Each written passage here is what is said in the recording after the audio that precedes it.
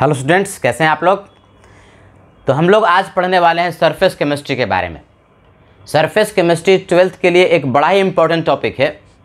ये बोर्ड के लिए भी इम्पॉर्टेंट है, जेईई मेंस के लिए भी इम्पॉर्टेंट है, एडवांस के लिए भी और नीट के लिए भी बहुत इंपॉर्टेंट है। इससे क्वेश्चन ज़रूर पूछता है।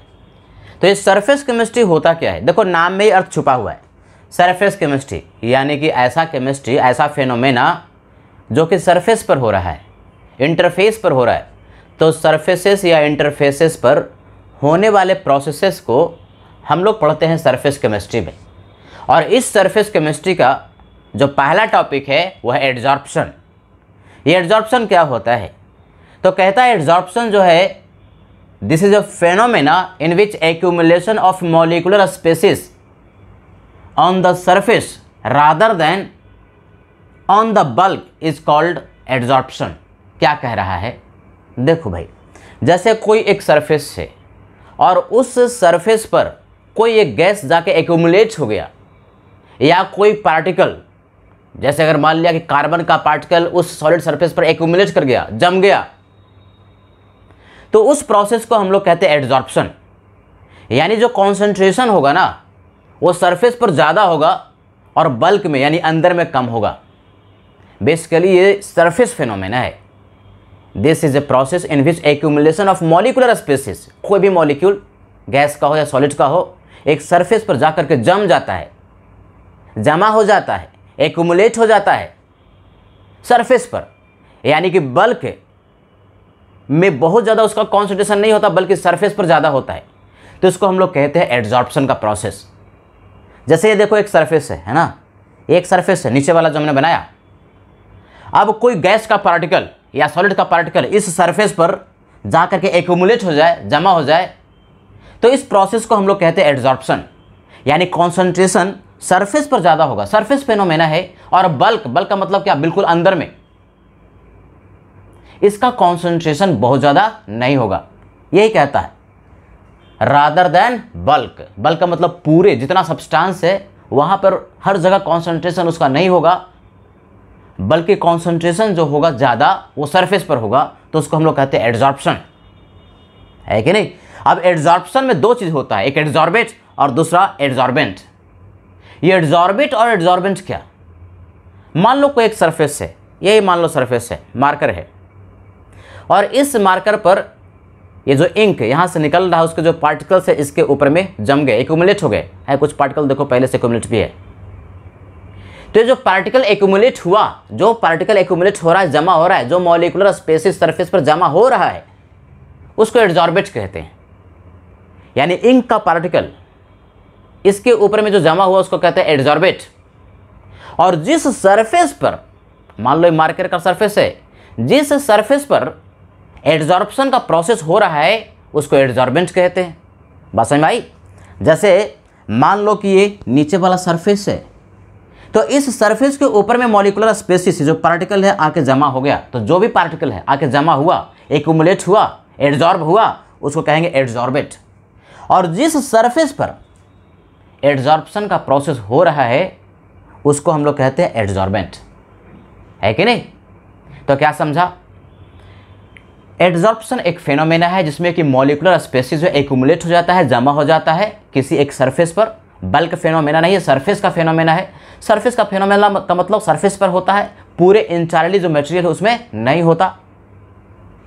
और इसमें जो एक्यूमुलेट हो गया, ऊपर से जो पार्टिकल जमा हो गया मॉलिक्यूलर स्पेसिस, उसको एडजॉर्बेट कहते हैं।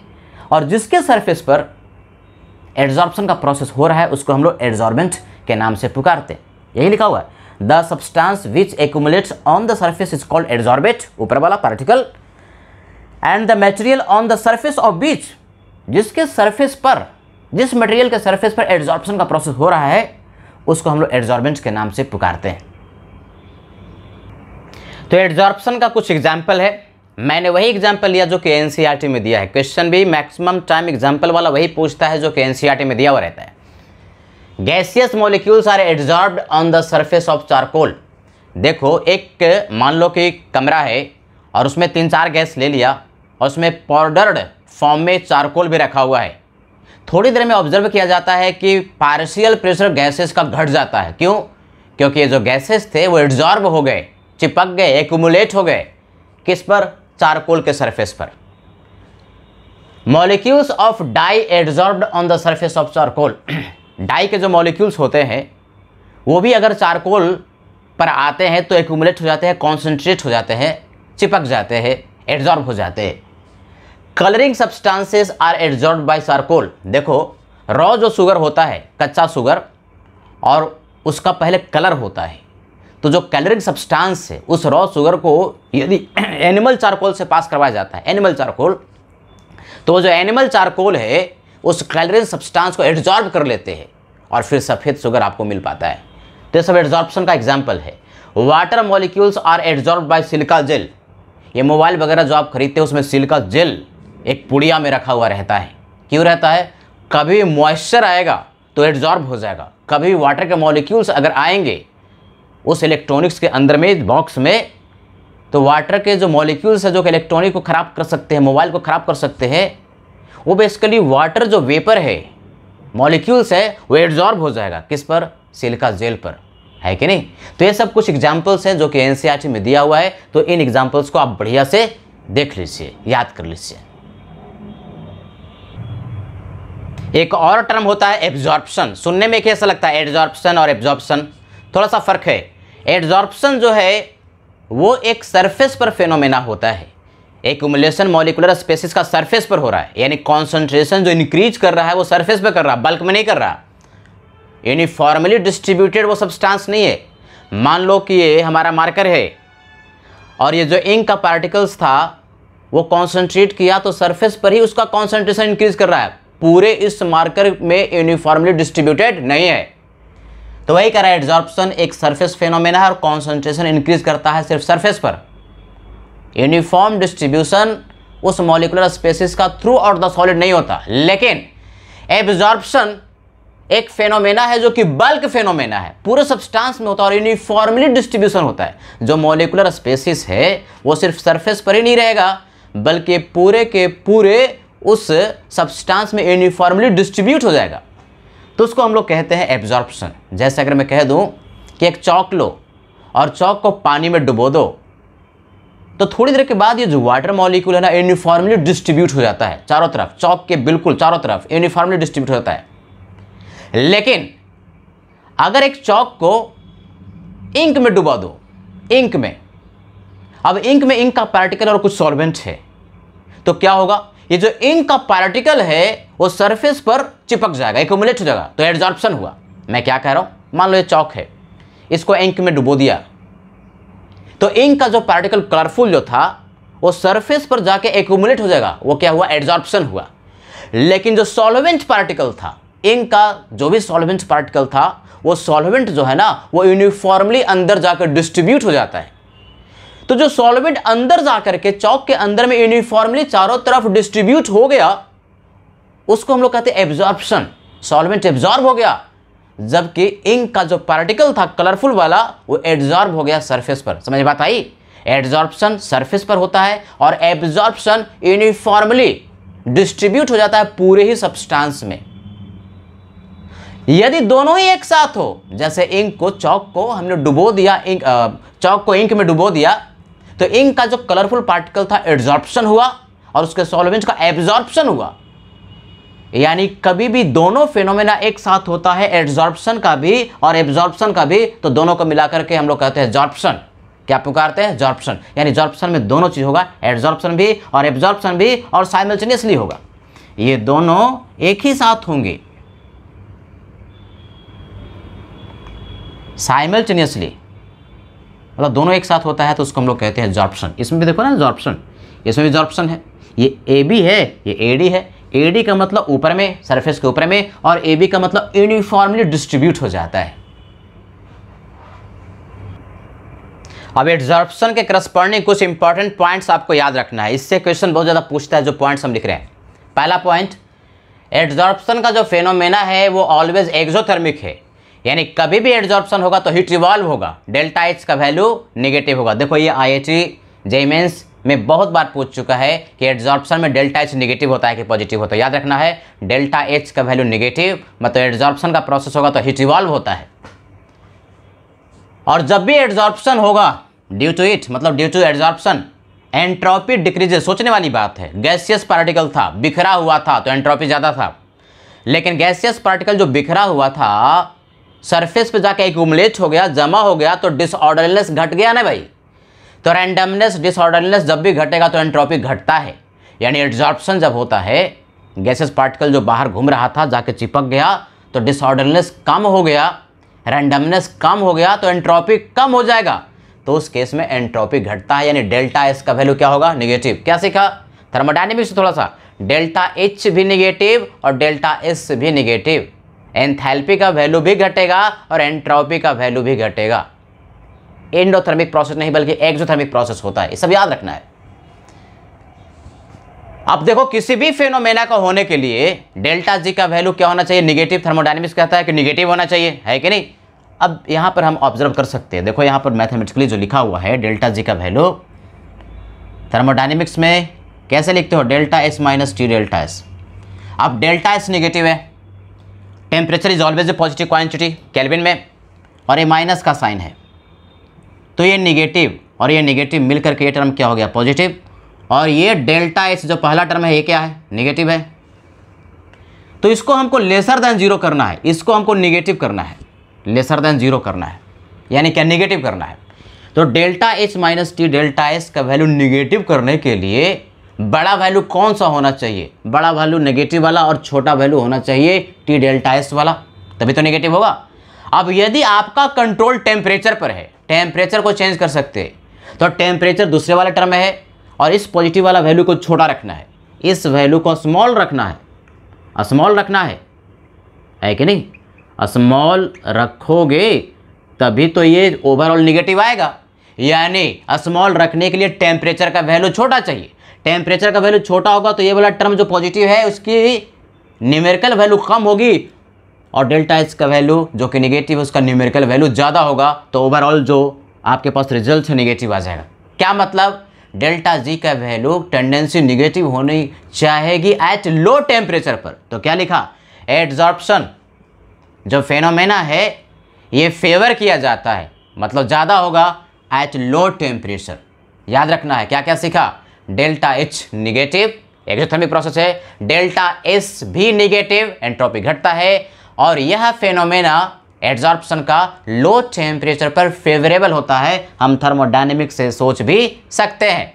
अगला point, adsorption of A gas on a metal surface is called occlusion. यानी ये पर्यायवाची कह लो, कोई भी एक गैस मेटल सरफेस पर चिपक रहा है, एड्जॉर्ब हो रहा है, एक्यूमुलेट हो रहा है, तो उसको एक और नाम से पुकारते हैं। एड्जॉर्प्शन तो है ही है, लेकिन एक स्पेशल नाम भी देते हैं, ऑक्लूजन। इजिली सॉल्युबल, यानी कोई गैस जो कि आसानी से डिजॉल्व हो जाए, और इजिली लिक्विफाइबल, जिसको आसानी से लिक्विड में कन्वर्ट कर सकते हैं। यानी ऐसे गैसेस जो कि आपने पानी में डाला और आसानी से डिजॉल्व हो गया, या फिर उन गैसेस को आसानी से लिक्विड में प्रेशर डाल करके लिक्विड में कन्वर्ट कर सकते हैं। रियल गैस में पढ़े थे ना, रियल गैसेस को हम प्रेशर अप्लाई करके लिक्विड में कन्वर्ट कर सकते हैं। यानी ऐसे गैसेस जो कि आसानी से घुलते हैं और आसानी से लिक्विड में कन्वर्ट हो सकते हैं, ऐसे गैसेस का एड्जॉर्प्शन ज़्यादा होता है। जैसे SO2 हो गया, HCl हो गया, Cl2 हो गया, इन सब का van der Waals gas constant A का वैल्यू ज़्यादा होता है, फोर्स ऑफ अट्रैक्शन ज़्यादा होता है। तो van der Waals gas constant A का वैल्यू ज़्यादा, तो फोर्स ऑफ अट्रैक्शन ज़्यादा, आसानी से लिक्विफाई कर सकते हैं, और जिनको आसानी से लिक्विड में कन्वर्ट कर सकते हैं ना, उनका एड्जॉर्प्शन ज़्यादा होता है। किसके रिस्पेक्ट में? Permanent gases. परमानेंट गैसेस क्या? परमानेंट गैसेस जो नॉर्मली गैस के फॉर्म में ही रहना चाहता है, जिनका लिक्विफिकेशन बहुत डिफिकल्ट होता है, उसको हम लोग परमानेंट गैस है। जैसे H2 गैस है, हीलियम गैस है, O2 और N2, बस गैस के फॉर्म में ही रहना चाहता है, इनका लिक्विफिकेशन बहुत मुश्किल है। और इसके पीछे एक और रीज़न है कि ये जो आसानी से लिक्विफाइबल गैसेस होते हैं, उनके बीच वॉन्डर वॉल अट्रैक्शन फोर्स बहुत ज़्यादा होता है। Van der Waals force of attraction ज़्यादा होने की वजह से इनका एड्जॉर्प्शन ज़्यादा होता है, और इन परमानेंट गैसेस में van der Waals force of attraction कम होता है, इसी वजह से इनका एड्जॉर्प्शन कम होता है।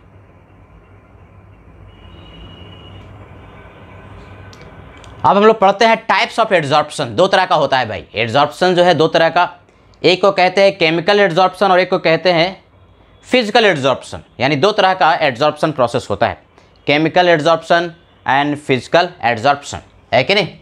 अब ये केमिकल एड्जॉर्प्शन और फिजिकल एड्जॉर्प्शन में क्या डिफरेंस है? पहली बात, केमिकल एड्जॉर्प्शन को केमिजॉर्प्शन भी कहते हैं और फिजिकल एड्जॉर्प्शन को फिजिजॉर्प्शन भी कहते हैं। यानी फिजिजॉर्प्शन कहो या फिजिकल एड्जॉर्प्शन कहो, दोनों में कोई फर्क नहीं है। केमिकल एड्जॉर्प्शन कहो या केमिजॉर्प्शन कहो, दोनों में कोई फर्क नहीं है। क्या फ़र्क है भाई? दोनों के बेसिक जो फिजिकल एड्जॉर्प्शन और केमिकल एड्जॉर्प्शन है, दोनों में फ़र्क क्या है? तो ये देखो, फिजिकल एड्जॉर्प्शन जिसको फिजिजॉर्प्शन भी कहते हैं, इसका फॉर्मेशन तब होता है, यानी इस तरह का एड्जॉर्प्शन तब होता है जबकि एड्जॉर्बेट और एड्जॉर्बेंट के बीच में week van der Waals force होता है। यानी एड्जॉर्बेट कौन? जो चिपक रहा था, जो एड्जॉर्ब हो रहा था। एड्जॉर्बेंट कौन? जिसके सरफेस पर एड्जॉर्बेंट का प्रोसेस हो रहा था। मान लो ये आपके पास सब्सटेंस है जिस पर के एड्जॉर्प्शन होने वाला है, कोई पार्टिकल आकर के चिपक रहा था, एक्यूमुलेट हो रहा था। तो जो एड्जॉर्बेंट था और ये जो एड्जॉर्बेंट है, दोनों के बीच में week van der Waals force होता है, तो उसकी वजह से फिजिकल एड्जॉर्प्शन होता है कि नहीं। लेकिन केमिकल एड्जॉर्प्शन होने के लिए एड्जॉर्बेट और एड्जॉर्बेंट के बीच में केमिकल बॉन्ड का फॉर्मेशन होना जरूरी है, तभी वो केमिकल एड्जॉर्प्शन। नाम में ही अर्थ छुपा है, केमिकल एड्जॉर्प्शन का मतलब केमिकल बॉन्ड का फॉर्मेशन होगा, कुछ रिएक्शन टाइप का होगा। एड्जॉर्बेट और एड्जॉर्बेंट के बीच में ना बॉन्ड का फॉर्मेशन मस्ट है, तभी आपका केमिकल एड्जॉर्प्शन होगा। It occurs due to chemical bond formation between adsorbate and adsorbent, है कि नहीं। इसमें केमिकल बॉन्ड्स की रिक्वायरमेंट नहीं है, बस week van der Waals force चाहिए, जो कि week van der Waals force हर जगह पाया जाता है, हर एक सरफेस के बीच में पाया जाता है। इसीलिए दूसरा point, it is not specific in nature. Specific तो वहां पर ना होगा जहां पर कहीं पर ये week van der Waals force है और कहीं पर नहीं है। ये तो एक यूनिवर्सल फोर्स है जो कि हर जगह, हर एक सरफेस के बीच में week van der Waals force होता ही है, इसलिए कोई स्पेसिफिक नहीं है। ये आपका फिजिकल एड्जॉर्प्शन होने के लिए कोई स्पेशल क्राइटेरिया की रिक्वायरमेंट नहीं है। लेकिन chemical adsorption is highly specific. Highly specific का मतलब हर एक सरफेस, हर एक एड्जॉर्बेट और हर एक एड्जॉर्बेंट के बीच में केमिकल एड्जॉर्प्शन हो ही जाएगा, ये कोई ज़रूरी नहीं है। यानी केमिकल एड्जॉर्प्शन वहीं पर पॉसिबल है जहां पर कि एड्जॉर्बेट और एड्जॉर्बेंट के बीच में केमिकल बॉन्डिंग बनने की प्रोबेबिलिटी है, वहीं पर ये केमिकल एड्जॉर्प्शन होगा, केमिजॉर्प्शन होगा, अदरवाइज नहीं होगा। यानी स्पेसिफिक है, हर एक वस्तु के बीच में ये पॉसिबल नहीं है। लेकिन चूंकि फिजिकल एड्जॉर्प्शन में week van der Waals force चाहिए, तो ये कोई स्पेसिफिकली एक डिफाइंड एड्जॉर्बेट और एड्जॉर्बेंट के लिए ही होगा, ऐसा नहीं है। ये स्पेसिफिक नहीं है, not specific. It is reversible in nature, क्योंकि केमिकल बॉन्डिंग तो है नहीं भाई। ये जो एड्जॉर्प्शन का प्रोसेस हुआ week van der Waals force की वजह से एड्जॉर्बेट और एड्जॉर्बेंट के जो पार्टिकल है वो आपस में चिपके हुए हैं, एक्यूमुलेट हुए हैं। तो यहाँ तो बहुत स्ट्रॉन्ग फोर्स है ही, यानी ये रिवर्स भी हो सकता है, जो पार्टिकल निकल के बाहर भी आ सकता है। टेम्परेचर घटाने पर एड्जॉर्प्शन जब बढ़ता है, वही अगर टेम्परेचर को बढ़ा देना तो यहाँ पर डिजॉर्प्शन होना शुरू हो जाएगा। डिजॉर्प्शन, बात सुनो ध्यान से। डिजॉर्प्शन का मतलब क्या? डिजॉर्प्शन का मतलब एड्जॉर्प्शन का उल्टा, तो ये रिवर्सिबल होता है, रिवर्सिबल प्रोसेस होता है, यानी उलट सकता है, पार्टिकल निकल करके भाग सकता है। लेकिन ये इरिवर्सिबल होता है, केमिकल एड्जॉर्प्शन इरिवर्सिबल। इरिवर्सिबल का मतलब क्या? इरिवर्सिबल का मतलब एक बार केमिकल बॉन्डिंग बन गया तो अब बॉन्ड नहीं टूटेगा, एक बार एड्जॉर्प्शन हो गया तो डिजॉर्प्शन का प्रोसेस नहीं होगा। एड्जॉर्प्शन का उल्टा डिजॉर्प्शन, पार्टिकल निकल करके, जो एड्जॉर्बेट था, जो चिपका हुआ था, निकल करके उस सरफेस से बाहर चला जाए, तो यहाँ पर नहीं होता क्योंकि केमिकल बॉन्डिंग का फॉर्मेशन है। इसलिए कहते हैं केमिकल एड्जॉर्प्शन इरिवर्सिबल है कि नहीं। रिवर्सिबल, इरिवर्सिबल, रिवर्सिबल का मतलब रिवर्स किया सके प्रोसेस को, इरिवर्सिबल का मतलब प्रोसेस को रिवर्स नहीं किया सके।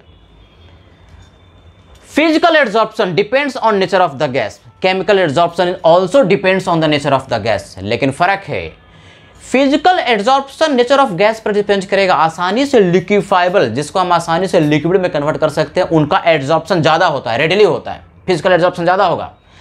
और सिमिलरली यहाँ पर भी नेचर ऑफ गैस पर डिपेंड करेगा। क्या भाई? तो जो गैस जो एड्जॉर्बेंट के सरफेस है उससे रिएक्ट करने का चांसेस होगा, वहां पर एड्जॉर्प्शन ज़्यादा होगा। वही लिखा हुआ है, a gas which react with adsorbent so chemisorption. Chemisorption वहां पर पॉसिबिलिटी है, जहां पर एक गैस मान लो हो रहा है सॉलिड सरफेस पर एड्जॉर्ब, तो पॉसिबिलिटी वहां पर है एड्जॉर्ब होने की जहां पर कि केमिकल रिएक्शन होने का चांस है, जहां पर कि केमिकल बॉन्ड बनने की प्रोबेबिलिटी है कि नहीं। तो दोनों नेचर ऑफ गैस पर डिपेंड करते हैं, नेचर ऑफ गैस पर डिपेंड करते हैं, नेचर ऑफ गैस पर डिपेंड करते हैं, लेकिन क्राइटेरिया अलग है। अब ये देखो भाई, सोचने वाली बात है, इसी में सारा रहस्य छुपा हुआ। वीक वांडरवाल फोर्स है, तो वीक वांडरवाल फोर्स है ना, तो वीक वांडरवाल फोर्स कभी भी, फोर्स अगर वीक है तो एंथैल्पी ऑफ फॉर्मेशन का जो वैल्यू होगा तो नेगेटिव, हीट इवॉल्व होगा, लेकिन बहुत वीक वांडरवाल फोर्स डेवलप हो रहा है एड्जॉर्बेंट और एड्जॉर्बेंट के बीच में, इसलिए हीट लिबरेट कम होगा, एंथैल्पी ऑफ एड्जॉर्प्शन कम होगा। देखो डेल्टा एच का मैग्नीट्यूड लिखा, डेल्टा एच का मैग्नीट्यूड का मतलब क्या, heat of adsorption, enthalpy of adsorption का मैग्नीट्यूड, ध्यान रखना है, हीट ऑफ एड्जॉर्प्शन, इसीलिए हमने मैग्नीट्यूड। हालांकि डेल्टा एच दोनों नेगेटिव है, हीट रिलीज होता है, तो यहां पर भी नेगेटिव यहां पर भी नेगेटिव, उसके मैग्नीट्यूड की बात कर रहे हैं, जो हीट लिबरेट होगा, एक्सोथर्मिक प्रोसेस है, तो ये लो होता है क्योंकि वीक वांडरवाल फोर्स है यार, 30 से 40 किलो जूल पर मोल लिबरेट होता है यहाँ पर हीट। लेकिन इस केमिकल एड्जॉर्प्शन में चूंकि केमिकल बॉन्ड का फॉर्मेशन हुआ, केमिकल बॉन्ड का फॉर्मेशन होने के लिए ना ज़्यादा हीट की रिक्वायरमेंट होती है, यानी बेसिकली ज़्यादा हीट लिबरेट होगा, ज़्यादा हीट लिबरेट होगा, तोड़ने के लिए ज़्यादा हीट देना पड़ेगा और बॉन्ड बनेगा तो ज़्यादा हीट लिबरेट होगा।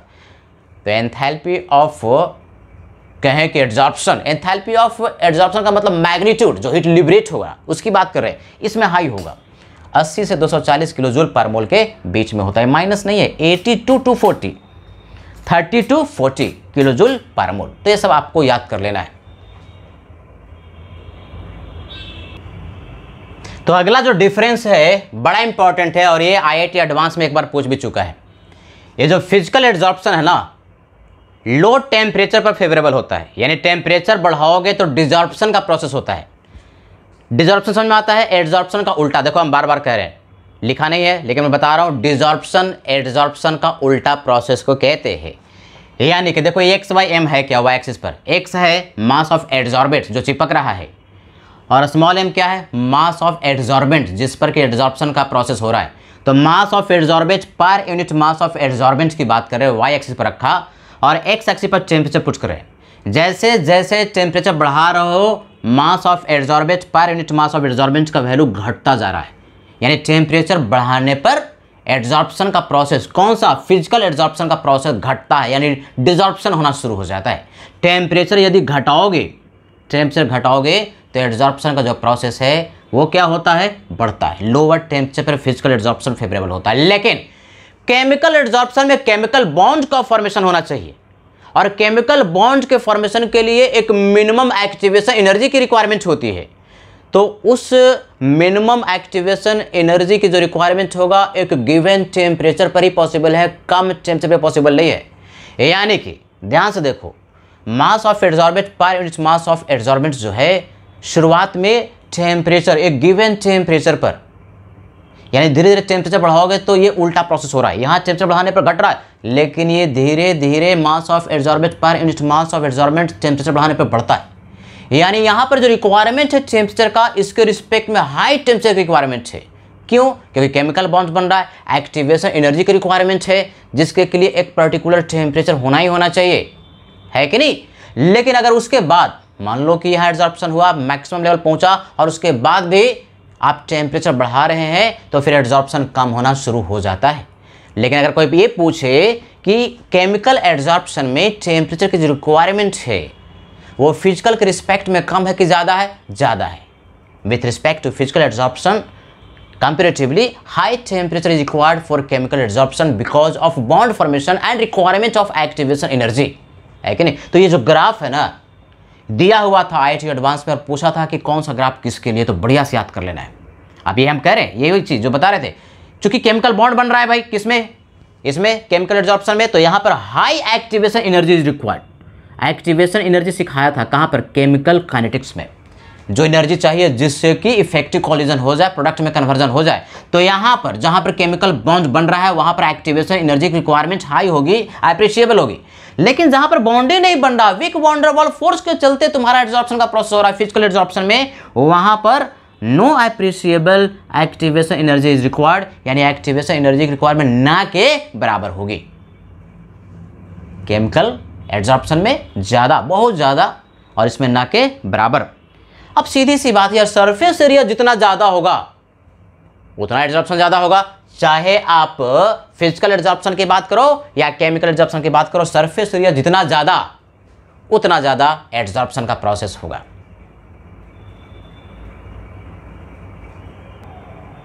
अगला जो डिफरेंस है वो है प्रेशर बढ़ाने पर adsorption, physical adsorption as well as chemical adsorption दोनों बढ़ता है। प्रेशर बढ़ाने पर फिजिकल और केमिकल एड्सॉर्प्शन दोनों बढ़ता है। डिक्रीज करने पर, प्रेशर यदि हम डिक्रीज करें तो यहाँ पर डिसॉर्प्शन होगा उल्टा, लेकिन यहाँ पर डिसॉर्प्शन नहीं होगा। क्यों भाई? क्योंकि केमिकल एड्सॉर्प्शन ना इरिवर्सिबल होता है, बस ये ध्यान रखना है। हालांकि प्रेशर बढ़ाने पर दोनों जगह एड्सॉर्प्शन बढ़ेगा, यानी मास ऑफ एड्सॉर्बेट पर यूनिट मास ऑफ एड्सॉर्बेंट दोनों जगह बढ़ता है।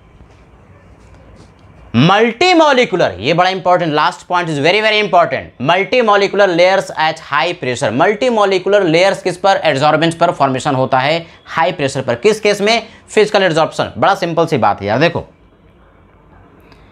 आपने ये सरफेस लिया, इसको क्या बोलते हैं? एड्सॉर्बेंट कहते हैं, और इसके ऊपर में जो मॉलिक्यूलर स्पेसिस चिपक रहा है, एक्यूमुलेट हो रहा है, जमा हो रहा है, उसको क्या बोलते हैं? एड्सॉर्बेंट कहते हैं, याद है ना? तो एक लेयर बन गया, weak van der Waals force था एड्सॉर्बेंट और एड्सॉर्बेंट के बीच में। Weak van der Waals force तो हर जगह पाया जाता है, तो हर जगह पाया जाता है, और प्रेशर यदि हम अप्लाई कर दें तो एड्सॉर्बेंट जो यहाँ पर है, तो एक लेयर और एड्सॉर्बेंट का एड्सॉर्बेंट के सरफेस से ही चिपक सकता है, क्योंकि एड्सॉर्बेंट और एड्सॉर्बेंट के बीच में भी weak van der Waals force है, यूनिवर्सल फोर्स हर जगह पाया जाता है। यानी प्रेशर अप्लाई कर दे तो एक और लेयर, और प्रेशर बढ़ाया तो एक और लेयर का फॉर्मेशन हो जाएगा, यानी कि मल्टी मॉलिक्यूलर लेयर यहां पर फॉर्मेशन होता है। किस केस में? फिजिकल एड्सॉर्प्शन में। लेकिन केमिकल एड्सॉर्प्शन की बात करो तो एक लेयर यदि पार्टिकल चिपक गया, एड्सॉर्बेंट का पार्टिकल एड्सॉर्बेंट पर चिपक गया, एक्यूमुलेट हो गया, एड्सॉर्प्शन हो गया। और क्यों हुआ एड्सॉर्प्शन? क्योंकि केमिकल बॉन्डिंग बना एड्सॉर्बेंट और एड्सॉर्बेंट के बीच में, एक एनवायरनमेंट था जहां पर कि इंटरफेस पर केमिकल बॉन्ड का निर्माण हुआ। लेकिन एनवायरनमेंट अब चेंज हो गया, एक लेयर बना कि पूरा का पूरा एड्सॉर्बेंट का सरफेस से एड्सॉर्बेंट ने ऑक्युपाई कर लिया। अब वो एनवायरनमेंट नहीं रहा, वो इंटरफेस नहीं रहा। अब एड्सॉर्बेंट और एड्सॉर्बेंट के बीच में केमिकल बॉन्डिंग का फॉर्मेशन नहीं होगा। यानी प्रेशर यदि बढ़ा भी दिया तो अब सेकेंड लेयर या थर्ड लेयर नहीं बनने वाला है, एक ही लेयर बनेगा, क्योंकि केमिकल बॉन्ड का फॉर्मेशन अब पॉसिबल नहीं है। तो इसीलिए कहते हैं यूनिमॉलिक्यूलर लेयर फॉर्मेशन। याद रखना है, फिजिकल एड्सॉर्प्शन मल्टी मॉलिक्यूलर होता है और केमिकल एड्सॉर्प्शन यूनिमॉलिक्यूलर लेयर का फॉर्मेशन होता है।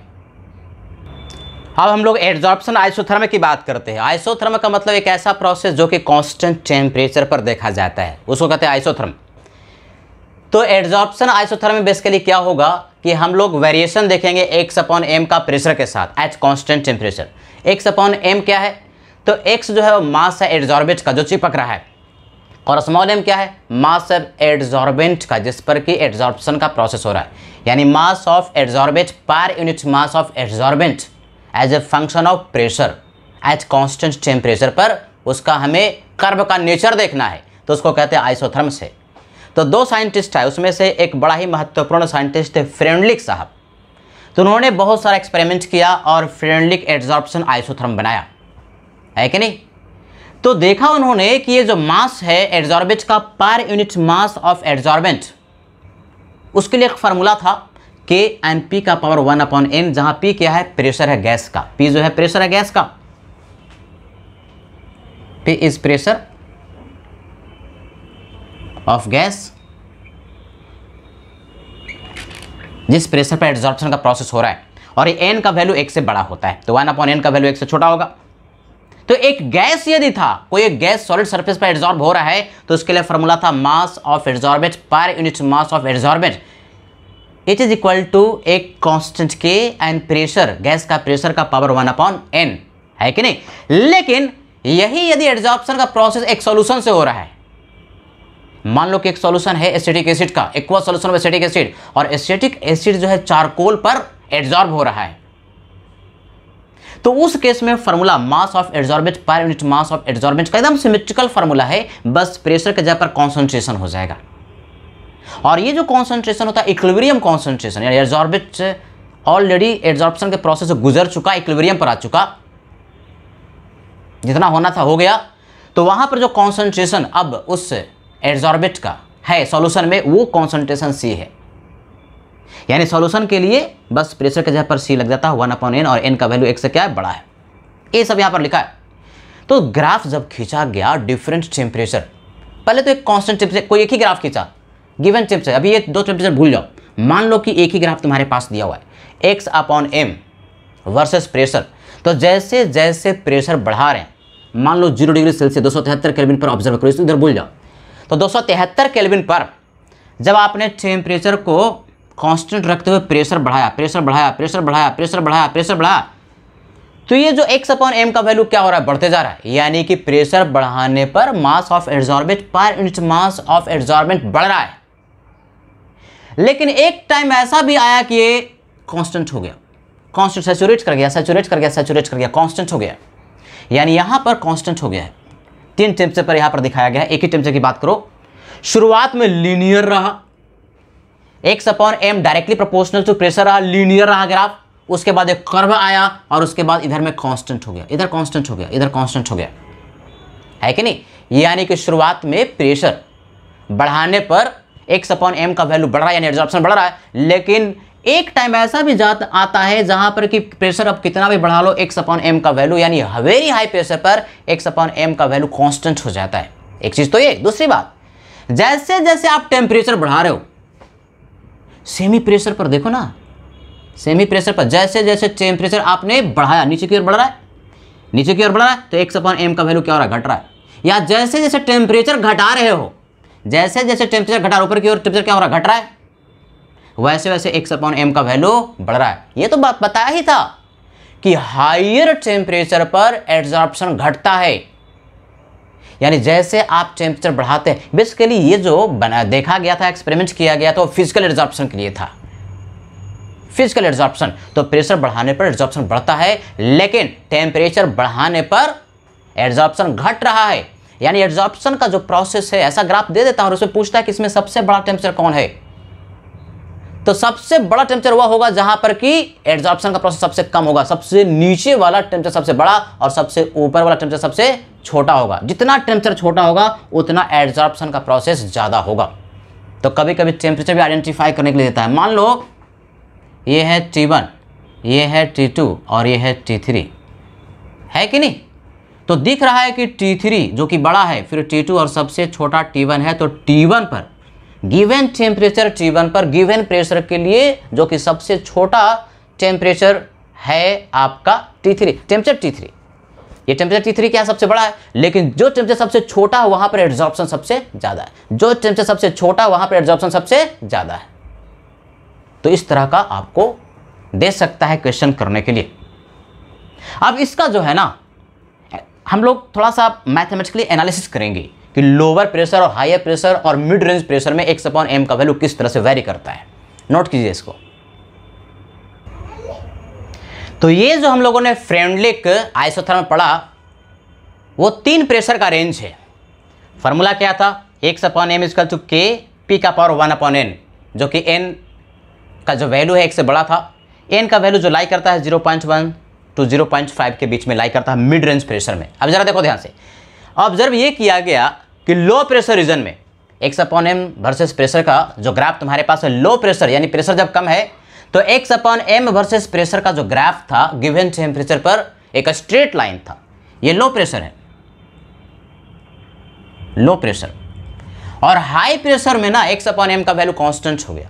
ये हाई प्रेशर है, हाई प्रेशर रीजन में देखो ये वैल्यू क्या हो गया, कांस्टेंट हो गया, फ्लैट हो गया। और मिड रेंज प्रेशर, ये जो है वो क्या है, यहां से यहां तक मिड रेंज प्रेशर है, मिड प्रेशर है, मिड रेंज प्रेशर। तो ऑब्जर्व ये किया गया कि लो प्रेशर रीजन में ना मास of adsorbent per unit mass of adsorbent x/m जो था डायरेक्टली प्रोपोर्शनल टू प्रेशर, यानी स्ट्रेट लाइन था। और यही हाई प्रेशर पर इंडिपेंडेंट ऑफ प्रेशर हो गया, यानी प्रेशर कितना ही बढ़ा रहे हैं, x/m का वैल्यू सैचुरेट कर गया, कांस्टेंट हो गया, यानी p का पावर क्या 0, तो x/m का वैल्यू k के बराबर हो गया। और हाई प्रेशर रीजन में ना इंडिपेंडेंट ऑफ प्रेशर हो जाता है। ये तीनों पॉइंट जो लिख रहे हैं केस बढ़िया से याद कर ला। और मिड रेंज प्रेशर, यानी प्रेशर ना तो बहुत कम है ना तो बहुत ज़्यादा है, तो एक कर्व था, और कर्व किस तरह का, यही वाला जो है x/m equal to k and p का पावर 1/n। अगर इसके अनुसार सोचें तो 1/n का वैल्यू कितना 1 है इस केस में, यानी n का वैल्यू 1 यहाँ पर। इसके अनुसार अगर सोचें तो 1/n का वैल्यू क्या 0, 1/n का वैल्यू 0 का मतलब n टेंड्स टू इनफाइनाइट, तब ये 0 होगा।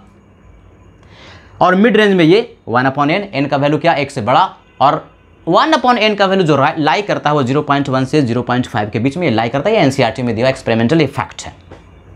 तो मिड रेंज प्रेशर वाला को यदि हम लॉग ले लें, मिड रेंज प्रेशर वाला यदि हम लॉग ले लें तो क्या हो जाएगा, लॉग x/m हो जाएगा लॉग k एंड प्लस ये x ये y, तो log x plus log y होता है 1/n लॉग p।